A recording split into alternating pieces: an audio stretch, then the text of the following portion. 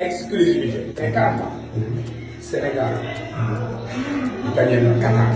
Sénégal gagné na Équateur. loolu day mat ci yoon parce que yaa ngi def c'est pour yàlla. waaw loolu dundee. waaw li ma ko dundee parce que adduna bi yëpp dañ doon xaar Sénégal pour Sénégal am défaite.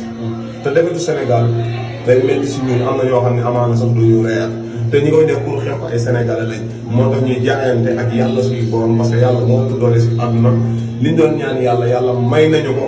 may ko Sénégal may ko ndam mayaat ko ndam te damay ñaanaat yàlla dolli waat ndam yi. parce que man maa ngi ñaan yàlla maa ngi yàlla doyul nañu yàlla dolli maa ngi koy sant yàlla nag mais am naa droit ma ne yàlla dolli am naa droit. mais yow fi ngay toog nii nga war a dem Qatar. wala wóorul. Qatar damay dem.